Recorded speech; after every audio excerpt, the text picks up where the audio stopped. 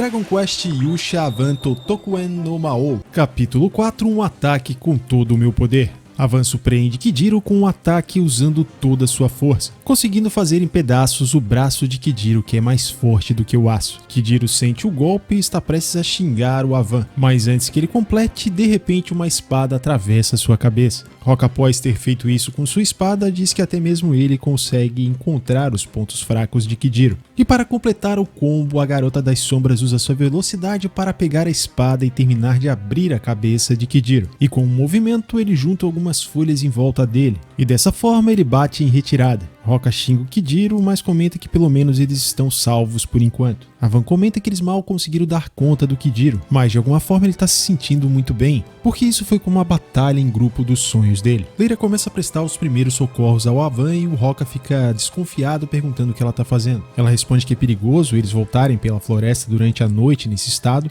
não há outra opção a não ser eles seguirem para a montanha. Roca concorda e diz que vai carregar o Avan nos ombros, mas antes disso ele pede que ela vista a roupa dela, caso contrário ele não saberá para onde olhar. Ela fica constrangida, pega as roupas e se afasta rapidamente. Roca pede que ela não fique zangada com ele, e se justifica que fez apenas aquilo que ela pediu. Leira manda ele calar a boca e fala para eles se apressarem. Enquanto isso, no castelo subterrâneo, Hadler pergunta o que Kidiro achou do Avan após lutar com ele. Kidiro comenta sobre a coincidência de ter encontrado na floresta dele o homem que despertou o interesse do Hadler, e relata que o Avan mal conseguiu escapar, e pergunta se ele encontrar novamente o Avan se ele pode matá-lo. Hadler responde que não se importa e diz para ele fazer como ele quiser. Kidiro então se despede. Hadler pergunta se o Gangadia notou, e ele responde que o Kidiro apenas mostrou metade do rosto. O Rei Demônio diz que ele não está sendo bom em fingir ser forte. Entusiasmado, Hadler elogia o Avan. Kidiro dá um soco no olho demoníaco e se dirige a ele como guardião do campo de batalha. Aborrecido, ele diz que quase mostrou ao Hadler essa forma miserável que ele se encontra, mas nessa noite ele teve sorte.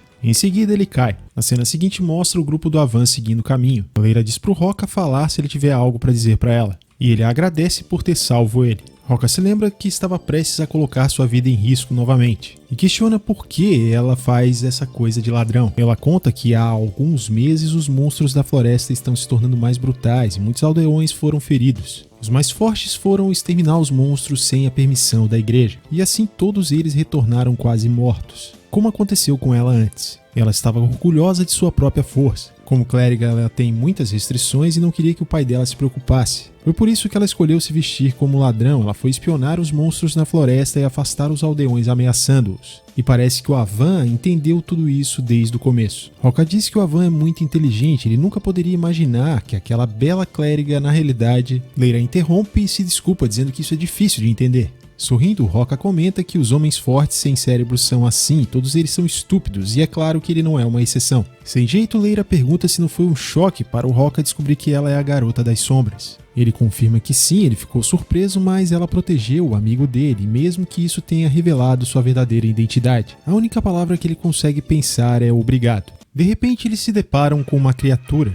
Esse é um tipo de monstro que também pode ser encontrado nas montanhas. Leira diz para deixar com ela. Roca recusa e diz que ele é que vai enfrentar o monstro. Roca toma a frente e desafia o monstro a vir com tudo e diz que não vai deixar ele encostar um dedo nos amigos dele. E o homem atira uma pedra na cabeça do monstro, o nocauteando com facilidade. O homem repreende o monstro, se referindo a ele carinhosamente como um macaquinho, perguntando se ele não disse que atacar humanos é algo ruim. Se ele estiver com fome, que ele coma a fruta que acabou de receber. O homem diz ao monstro que ele sabe onde encontrar as frutas e pode comer à vontade. Leira pergunta quem é aquele homem. Ele responde talvez e pergunta se aconteceu dele chegar na hora certa. A cena seguinte mostra o Avan acordando na cama e ele se pergunta quem o curou e onde ele está. Os outros, vendo que ele acordou, correm até ele. Roca diz que o Avan não estava acordando e ele estava preocupado. O herói responde que estava completamente exausto. Ele agradece a Leira e diz que eles estão vivos graças à decisão dela. Avan pergunta se aquele homem é o senhor da casa. Roca responde que sim, eles não poderiam voltar para a vila à noite, e aquele senhor o salvou, e a cabana dele fica perto da montanha. O homem diz que os amigos do Avan contaram sobre ele e é uma honra ajudar o herói. O Avan agradece e pergunta o nome do homem, e ele responde rolando dizendo que é apenas um lenhador sem nome, que sofre da doença crônica chamada, entre aspas, arcos dos pés esmagados. Então ele está passando os últimos anos da vida dele naquela montanha. Avan estranha e o Roca comenta baixinho que ele nunca ouviu falar naquela doença e que com certeza deve ser algo incurável. O homem comenta que será tarde em breve e pergunta por que eles não ficam mais uma noite e saem da floresta amanhã de manhã cedo. Ele avisa que vai preparar o jantar e a lenha para o banho e pede que eles esperem um pouco. Roca oferece ajuda e o homem recusa, dizendo que ele pode pelo menos cortar a lenha. Ele diz pro Roca parar e pergunta se ele parece tão fraco assim. Sem jeito, Roca responde que não foi o que ele quis dizer. O homem diz para ele não se preocupar e fala que está acostumado a cortar lenha e fará isso em breve. Vemos essa imagem que indica que o Kijiro já se levantou. A cena seguinte também mostra que Avan saiu da cama e ele comenta que aquele velho preparou comida para os monstros. Roca chega à conclusão que parece que os monstros não atacam os humanos se eles não estiverem com fome. Porém, não há outros humanos naquela montanha. Leira diz ter perguntado ao velho, mas ele não sabe sobre o deus das artes marciais. Ele falou que ouviu rumores de que ele morava ali no passado, mas nunca o conheceu. O Roca pergunta para onde teria se mudado o deus das artes marciais e acredita que eles vieram ali à toa. Avan pede para ajudar o lenhador, mas ele já acabou e o Avan oferece para ajudar a carregar a lenha. O velho lenhador pergunta por que o Avan quer encontrar o deus das artes marciais. Ele responde que é porque ele está tentando criar uma técnica mortal lendária. Ele quer verificar o golpe que ele criou por acaso. Como o deus das artes marciais é um artista marcial, ele pensou que ele pudesse ensinar os movimentos corretos e a maneira certa de golpear. O velho lenhador diz que acha que o Avan não precisa mais disso. Rock e Leira contaram que o Avan conseguiu cortar um monstro que era mais forte do que o aço. Avan confirma que sim, aquela técnica de ataque foi surpreendentemente eficaz, mas o Avan não sabe como conseguiu fazê-la. Naquele momento ele estava muito exausto. Segundo o lenhador, aquele golpe foi possível porque o Avan estava exausto. Fazendo um movimento com um pedaço de lenha, ele diz que se você pensa em um golpe com todo o seu poder, você imagina golpear com toda a força do seu corpo, certo? Ele segue explicando que para empunhar uma espada você precisa de músculos específicos e de um timing adequado. Se você usar todo o poder do seu corpo, isso se torna um obstáculo para o golpe que você está sonhando em desferir.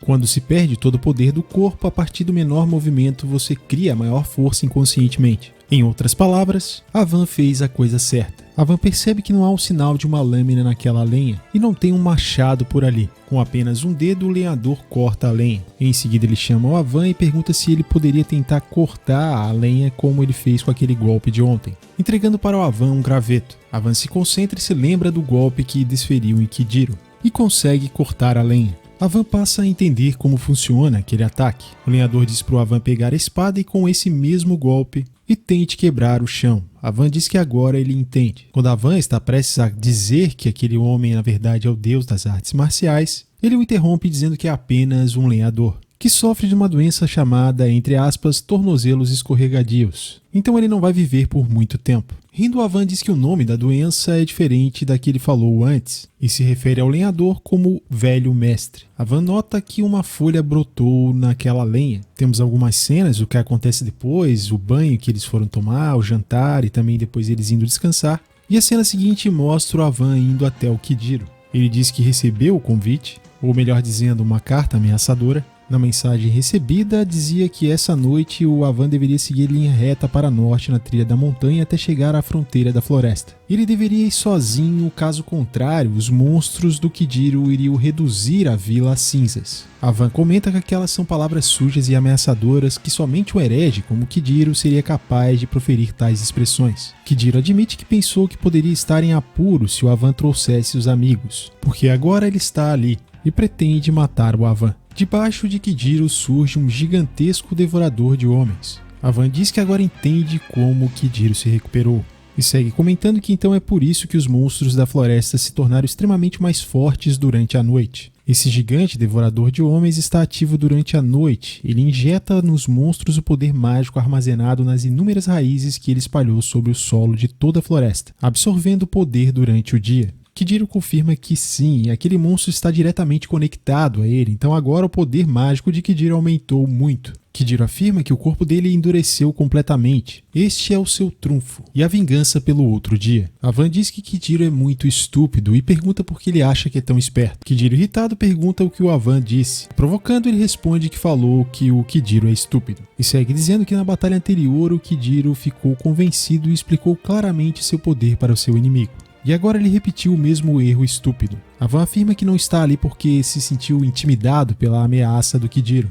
e sim porque ele queria que o Kidiro mostrasse o seu trunfo. E agora ele sabe o segredo da floresta e vai matar o Kidiro ali mesmo. Irritado, o monstro diz que não gosta da atitude do Avan de achar que sabe tudo. Ele acredita que Avan não pode fazer nada contra ele e, atacando, ele diz para Avan morrer. E ele se defende usando o feitiço Astron em si mesmo, deixando o Kidiro amedrontado e surpreso que o Avan consiga usar um feitiço tão raro. Avan diz que ele pensou em uma boa contramedida e depois de usar esse feitiço ele não vai conseguir se mover, mas ele pensou que poderia usá-lo. E agora é seu turno. Sem a proteção do feitiço Astron, Avan parte para cima do Kidiro, usando o mesmo ataque da noite anterior, só que aperfeiçoado. O poderoso ataque corta Kidiro no meio e também o gigante devorador de homens. Avan conclui que esse é o primeiro passo da técnica da espada que ele está tentando criar, a espada da força. Ele se lembra do mestre Brukina dizendo para ele tentar quebrar o chão e diz que aqui agora vai chamar aquele ataque de, não traduzido no mangá, mas é o corte da terra. Em seus últimos momentos, Kidiro diz em pensamentos, abre aspas,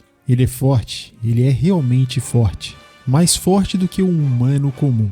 Esse homem realmente poderia pôr um fim à era dos nossos monstros. Ele é um herói, um verdadeiro herói. E o capítulo se encerra assim com o nascimento do herói Avan. Colocaram a página aqui do perfil da Leira e também da Flora, que é apenas level 14. Esse capítulo 4 também foi muito bom, aí a gente tem um encerramento da primeira batalha contra o Kidiro e fico imaginando como seria aquele combo dos três ali em animação. E é muito legal que os coadjuvantes também tenham esse destaque. O Rock inclusive teve um papel importante usando a espada ali atravessando a cabeça do Kidiro. E a Leira que deu o golpe final que fez com que o Kidiro precisasse recuar. Mantiveram bem a essência de Dragon Quest Dino Daibuken. O Brukina ele tem uma personalidade praticamente igual do que a gente conhece lá no Dragon Quest Dino Daibuken. E o Brukina também é um personagem carismático. Sem nem precisar de um treinamento longo, ele já conseguiu fazer o Avan entender o que ele precisava para aprimorar o ataque. E é sensacional a gente poder ver como surgiu o corte da terra e o quão poderoso é esse ataque. E o mestre Avan, com apenas o feitiço Astron, conseguiu se defender e contra-atacar com seu poderoso novo ataque que fez um estrago imenso. Ao que tudo indica, o Kidiro foi eliminado. É uma pena só que a parte da Leira não tenha sido bem desenvolvida aqui, ela é muito simplória, era tudo aquilo que a gente já sabia que o Avan tinha deduzido. E não se tem uma explicação de como ela tem aquelas habilidades da Garota das Sombras. Eu até pensei que ela tivesse conhecido Brukina antes ou tivesse algum tipo de treinamento. O que a gente pode deduzir então é que ela também é um prodígio, assim como o Avan, e ela mesma desenvolveu essa forma de lutar por conta própria. E eu quero saber de você o que você achou do capítulo 4 de Dragon Quest Dino Daibuken, o herói Avan e o rei demônio do inferno. Deixa sua opinião aqui nos comentários. Valeu e até o próximo vídeo.